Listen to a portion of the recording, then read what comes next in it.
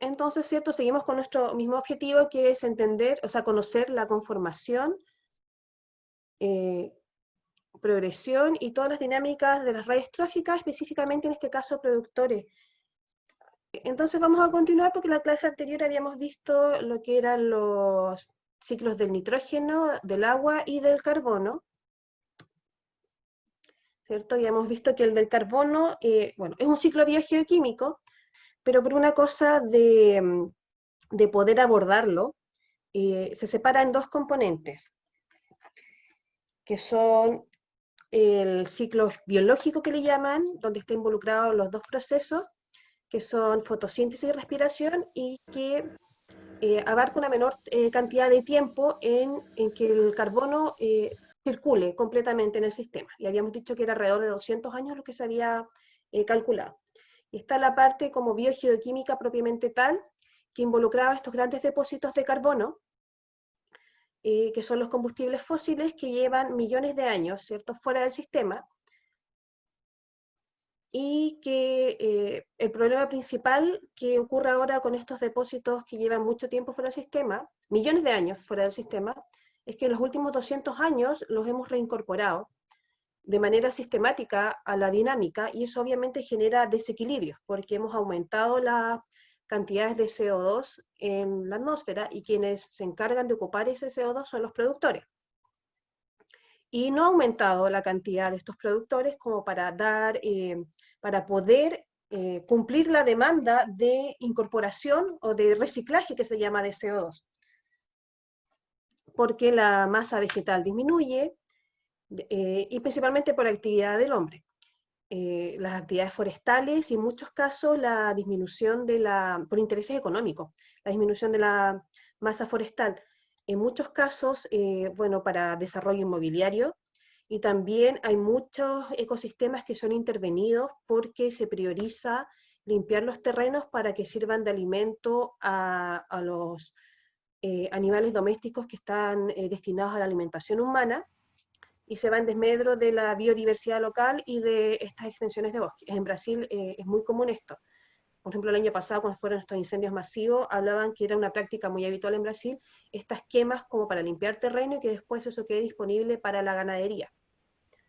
Que la industria, esa industria es bastante fuerte. ¿Y por qué era importante el carbono? Que eso no lo alcanzamos a ver en la clase anterior, que el carbono, como dióxido de carbono, es un gas de efecto invernadero. Es un gas que tiene una presencia importante en nuestra atmósfera y que tiene efectos beneficiosos en esa atmósfera. ¿Y cuáles son esos efectos beneficiosos? Genera el efecto invernadero. ¿Y qué es el efecto invernadero? La retención de la energía calórica en la superficie de la Tierra. Porque cuando la radiación choca con la superficie, esta después se proyecta hacia afuera y se pierde. Por tanto, se perdería el calor contenido en esa radiación solar. El dióxido de carbono, como uno más dentro de los gases invernaderos, genera un efecto de retención de ese calor. Entonces, cuando choca la radiación solar, parte de esta se proyecta hacia afuera del planeta y otra parte choca con esta capa de gases invernaderos y se devuelve a la superficie terrestre. Entonces, eso permite que esta energía se conserve en la superficie terrestre y genere condiciones de temperatura que son en promedio en 18, entre 15 y 18 grados Celsius, que son condiciones ideales para el desarrollo de la vida que se ha generado en nuestro planeta. Y eso es el efecto invernadero. No es algo malo, es algo beneficioso. La generación del efecto invernadero permite la formación de la vida como hoy la conocemos en nuestro planeta. Si no existiera este efecto invernadero natural por la concentración de CO2 en nuestra atmósfera, la temperatura de la Tierra sería de entre menos 20, menos 25 grados Celsius. Entonces las formas de vida que se hubiesen desarrollado en esas condiciones hubiesen sido muy distintas. Entonces el efecto invernadero en sí es positivo. Y eso es lo que replican, por ejemplo, los invernaderos donde se generan cultivos, donde las personas conservan plantas, una retención del calor para optimizar el desarrollo de ciertas formas de vida. El problema es cuando esta concentración de gases aumenta Y si esta concentración de gases aumenta, la cantidad de calor que va a ser retenida por estos gases va a ser mayor. Y ahí tenemos el caso del calentamiento global. El calentamiento global en sí es una exacerbación del efecto invernadero, porque como ha aumentado la concentración de estos gases de efecto invernadero, la cantidad de calor que se retiene en la superficie aumenta. Por tanto, va a haber progresivamente un aumento de la temperatura asociado a esa retención de calor. Y eso es lo que lleva, ¿cierto?, a todos los efectos del cambio climático. Ahora, el CO2, como les decía, es uno más de los gases invernaderos.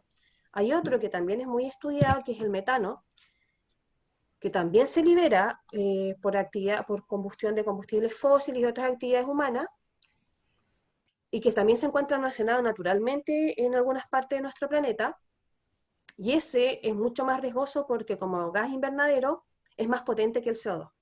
Retiene mucho más cantidad de calor que el CO2. Pero el CO2 es como el más abundante y el más investigado hasta el momento.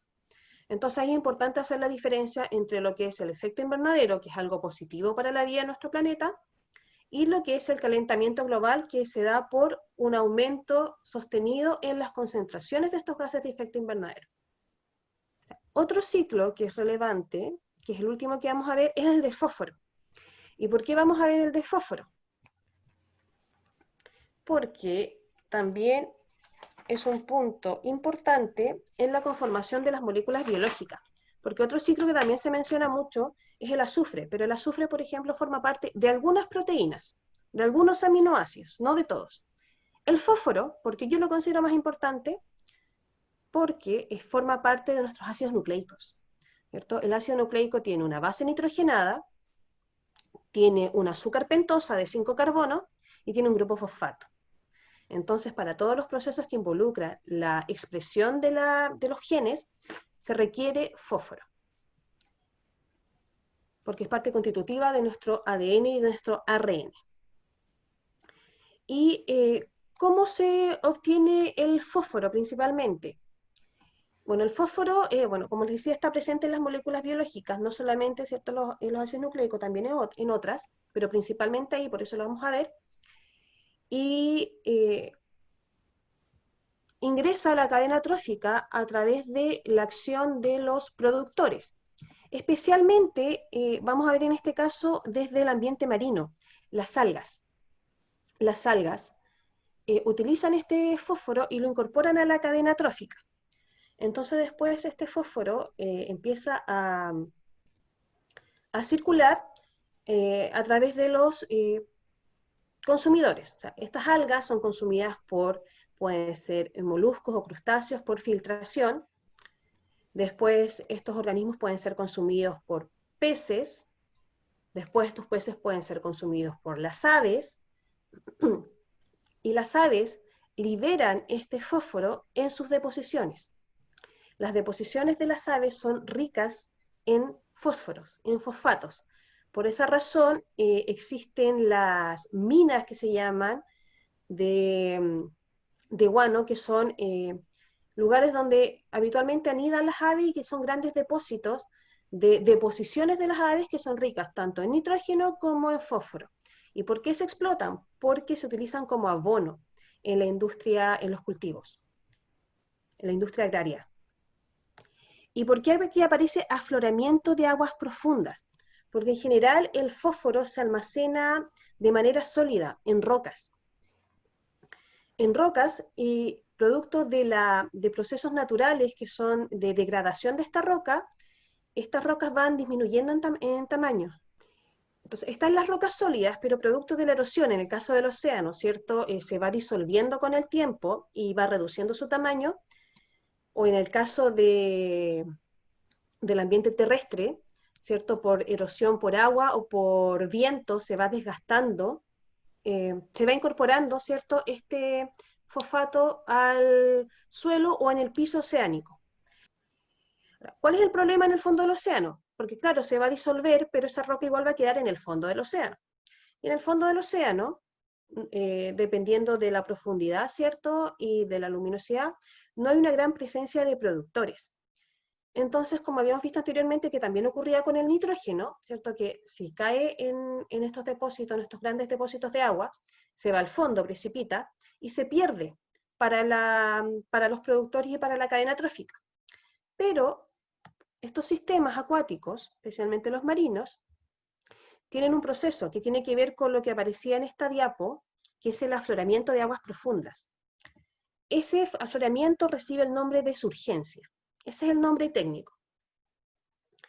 Y es un fenómeno que ocurre habitualmente en nuestras costas. Es mucho más recurrente cuando tenemos una presencia de vientos. ¿Y qué es lo que ocurre con la surgencia?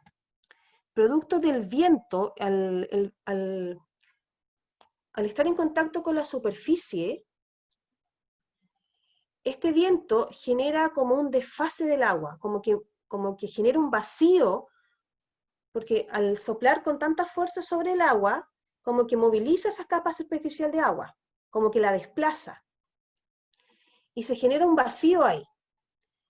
Y para compensar ese vacío por la movilidad, por el movimiento del agua que genera el viento, se compensa. Entonces, como si yo moviera la superficie del agua y dejo un espacio, y eso genera que las aguas profundas se movilicen hacia la superficie para llenar ese espacio vacío.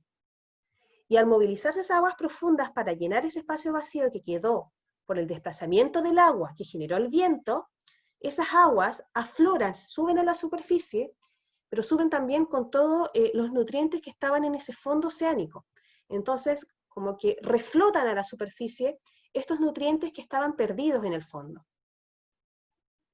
Entonces, esta agua profunda sube a la superficie para llenar ese vacío que dejó este desplazamiento del agua en superficie producto del viento, y sube con todos los nutrientes que estaban en ese fondo oceánico. Entonces, de esa manera se pueden recuperar estos fosfatos, estos nitratos, o cualquier otro nutriente que quedó depositado en el fondo del océano.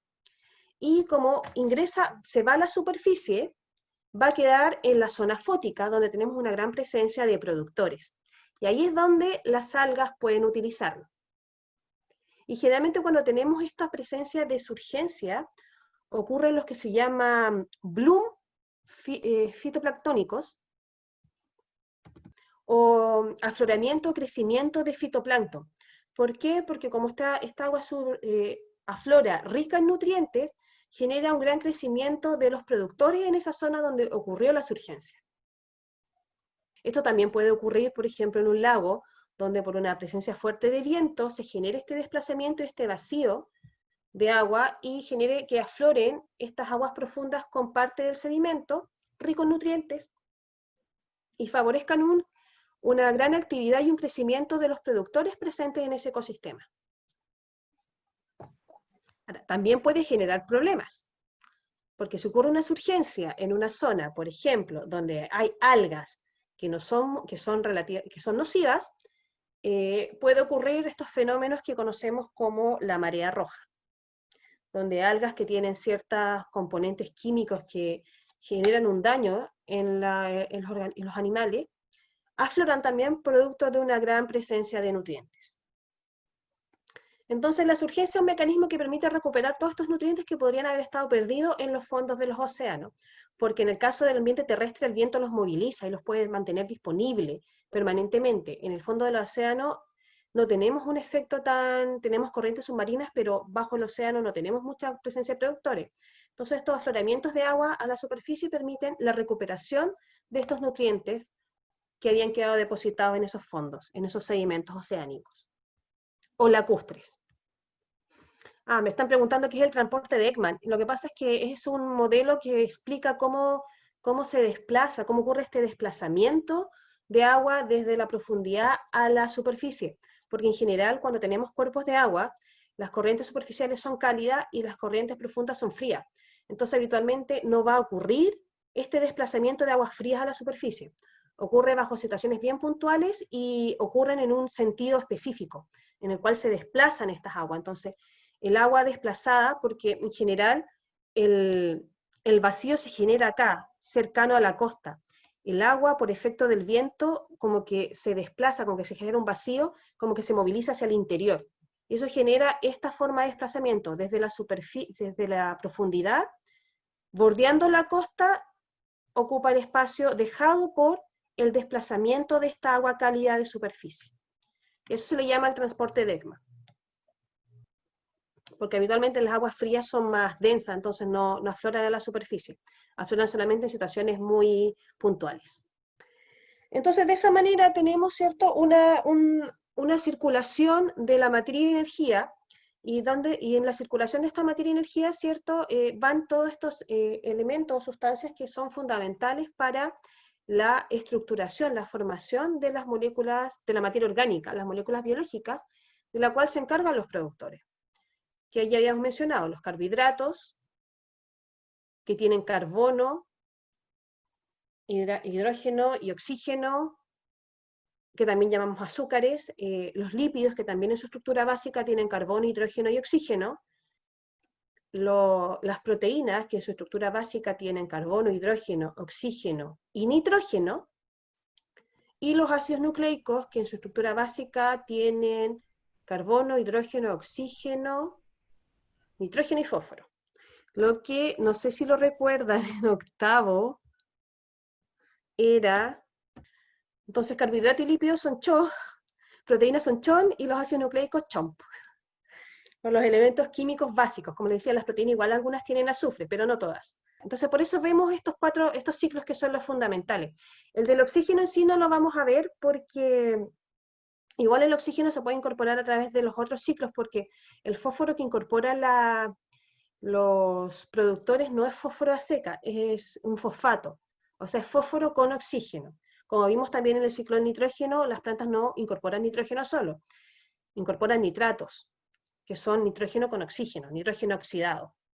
Ahora, una vez que las plantas incorporan estos elementos para formar materia orgánica, ¿cierto? Ese proceso, el total de materia orgánica que ellos producen, el total de materia y energía que ellos incorporan y la transforman, ¿cierto?, en algo útil, se llama la productividad primaria bruta. O sea, toda la materia y energía que ellos generan a partir de la incorporación de estas sustancias que están disponibles en el ambiente. Pero como habíamos visto también, la gran mayoría de esta materia y energía que ellos incorporan o que crean, la utilizan en sus propios procesos, en su propia mantención, en los propios procesos de producción de energía, que igual se invierte energía, en lo que llamamos la mantención. O sea, las plantas tienen que aumentar, dependiendo del ambiente que se encuentran, aumentar la captación de luz, y para poder captar más luz necesitan más hojas. Quizás si el ambiente es muy sombrío, necesitan, para poder captar más la luz, crecer más, ser más altas, para poder optimizar la incorporación de luz. Entonces van a crecer en tamaño, van a alargar su tallo, su tronco. Esta es la productividad primaria bruta, la PPB, estamos hablando de esa. Entonces, la gran mayoría de esta energía, ¿cierto?, como ellos pueden hacer fotosíntesis y respiración, la utilizan en sus propios procesos, en crecer, aumentar su capacidad foliar, cantidad de hojas, su tamaño, en hacer crecer sus redes de captación de nutrientes, sus raíces, dependiendo del productor que estemos hablando. Si es un productor tipo angiosperma que produce una flor y un fruto, eso también es una cantidad de energía que tiene que utilizar en la producción de esa flor y de ese fruto. Entonces, la gran mayoría de la energía que producen los productores la utilizan en su mismo nivel. Entonces, solamente aquello que queda disponible, que no ha sido usado en ellos mismos, es la que queda, ¿cierto?, a disposición de los niveles tróficos siguientes. Y esa es la productividad primaria neta.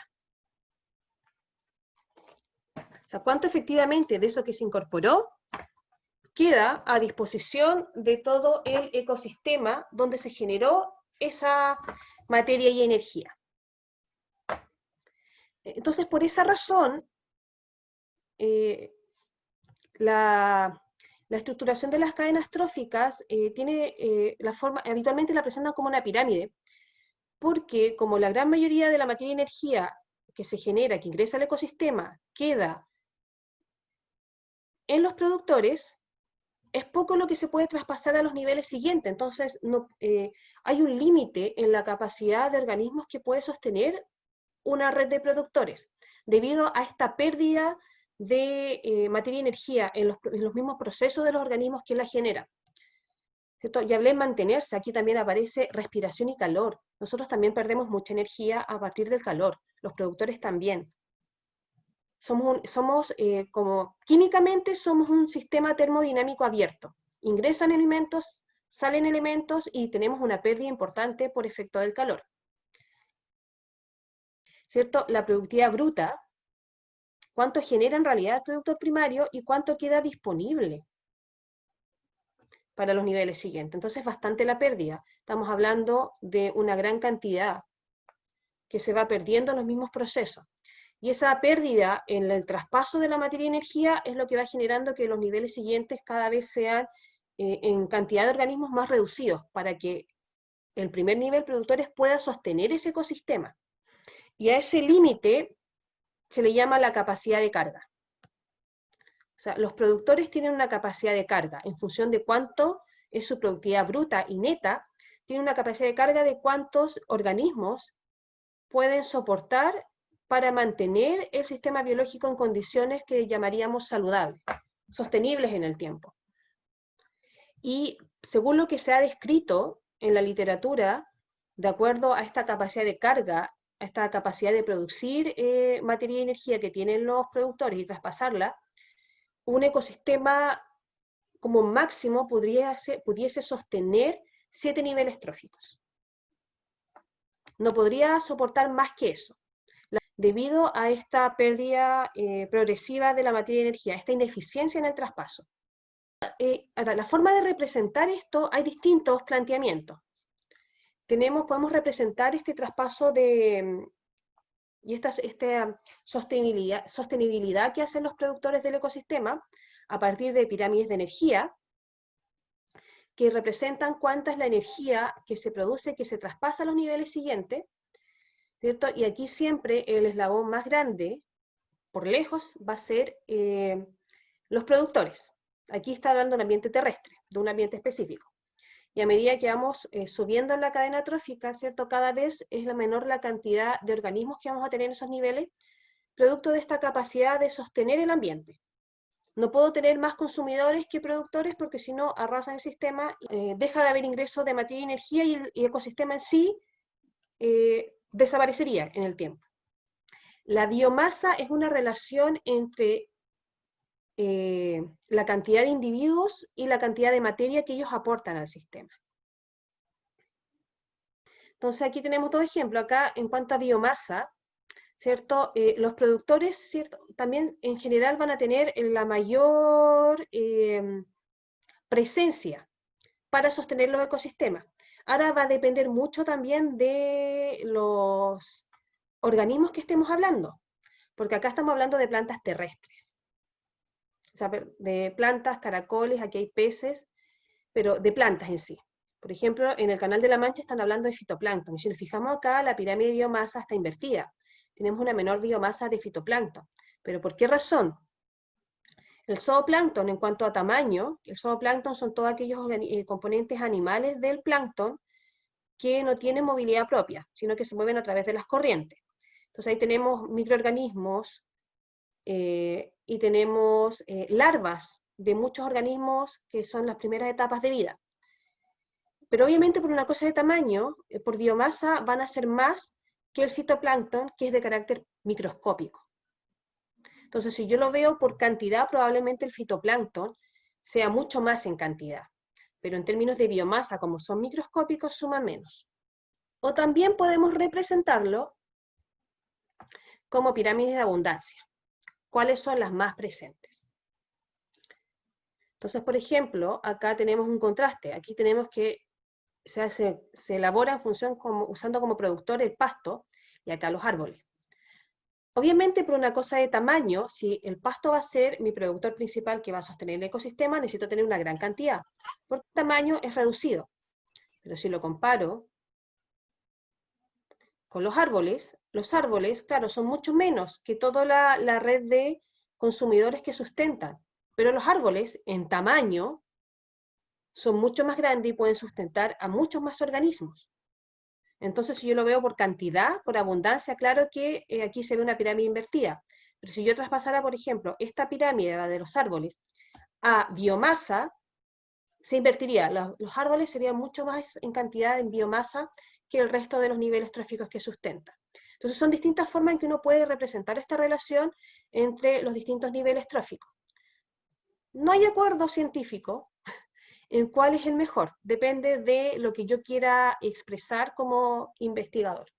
Algunos consideran que algunas son más válidas que otras, otros no consideran ninguna válida, pero dependiendo de lo que uno quiera evidenciar es cuál es la forma mejor de representar estas relaciones entre los distintos niveles tróficos. Entonces, ¿en qué consiste la actividad de hoy? ¿Qué es esta? Nosotros vimos varios conceptos o procesos que son relevantes. De los que hemos visto, que hemos revisado en estas tres clases, quiero que ustedes piensen en los que ustedes considerarían los tres más relevantes dentro de ese contenido.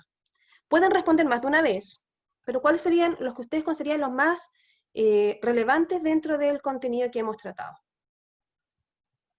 Eso por usted.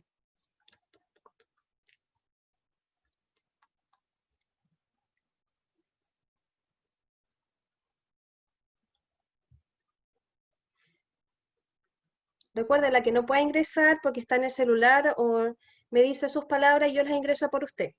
Yo estoy con el Menti ya activado.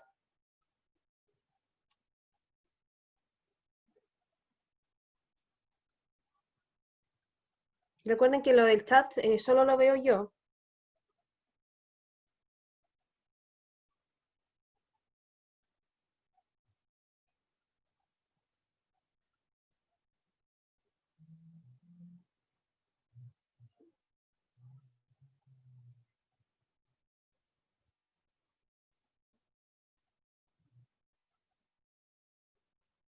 Pueden participar más de una vez, creo que dejé abierta esa opción, porque a lo mejor viendo lo que responde una compañera, como que, oh, piensa otra cosa y quiere incluirla.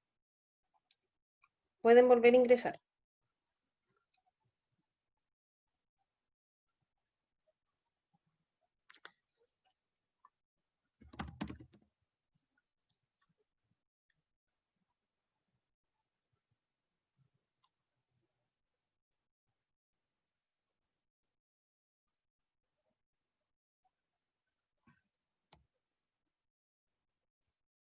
Ya, faltan 4. Recuerden que la que no pueda ingresar por Menti me dice sus palabras.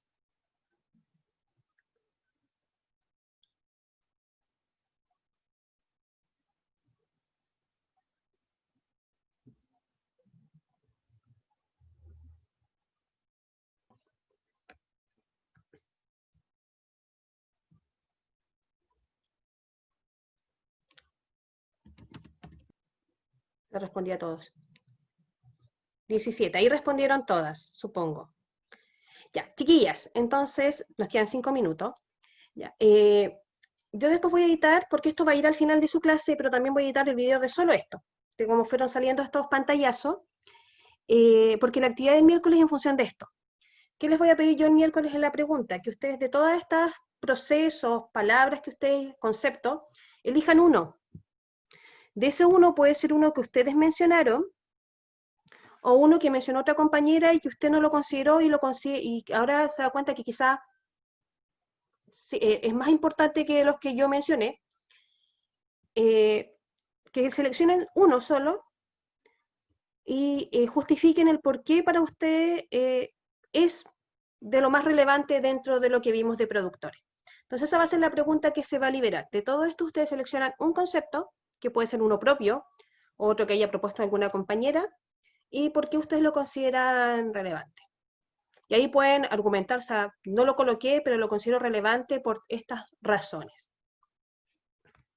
Y esa va a ser la actividad del miércoles, entonces esa está programada para que se libere, y le voy a anexar un pequeño video que es con esta parte para que recuerden las palabras, pero también va a ir en la edición de la clase.